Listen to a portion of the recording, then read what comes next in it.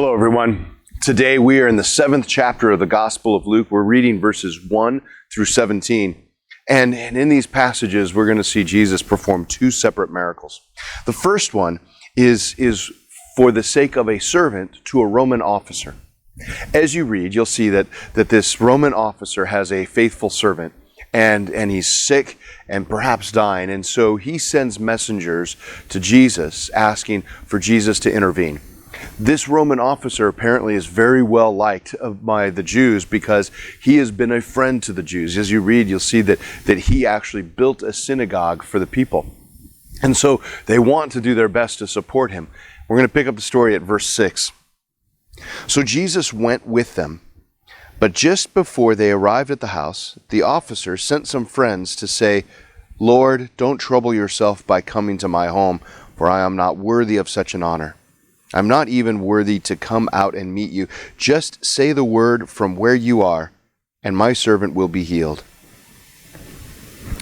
Now, we might be inclined to try to read into why this Roman officer didn't want Jesus to actually come into his home, or why he wasn't willing to go out and see Jesus. But Jesus has got a better track record of knowing what's going on in people's hearts than us.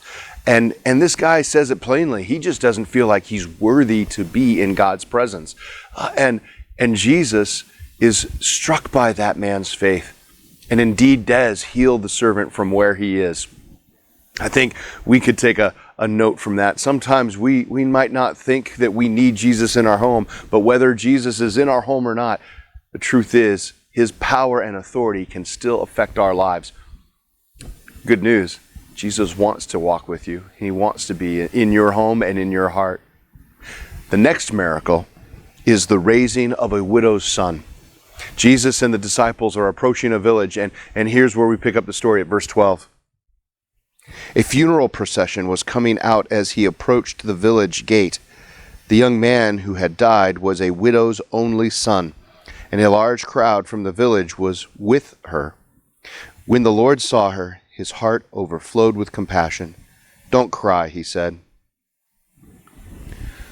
We need to put some quick context on this. This is a widow, and this was the only son of that widow.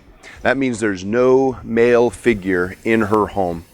The death of her son was not only a terribly grievous thing where she was losing someone she loved after obviously losing her husband previously, but this was also her livelihood.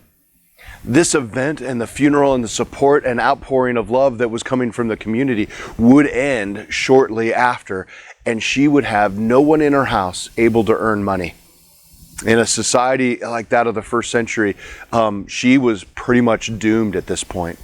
And Jesus' compassion was for her.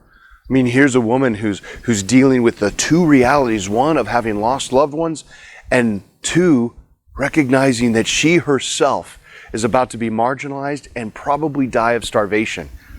Wow.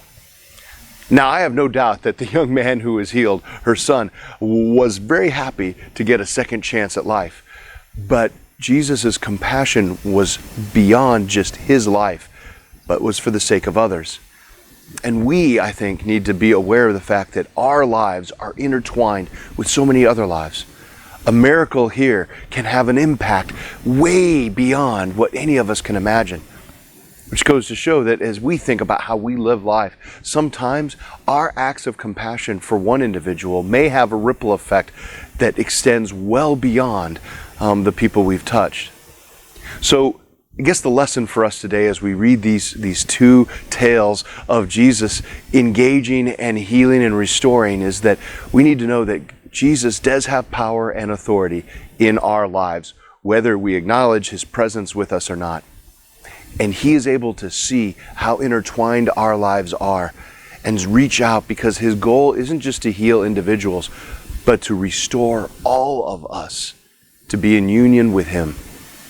We get to be a part of that. So I pray that today you would embrace God's love and authority in your life, that you would welcome him into your home and greet him because he does want to be with you. And you would know that your acts of love will reach out on Jesus' behalf and touch many more people than you can possibly imagine, because God is at work in every act of love. Have a great day. If these devotional videos are helpful to you, subscribe to our channel and click the notification button so you know when we post a new video. And of course, please share them with others.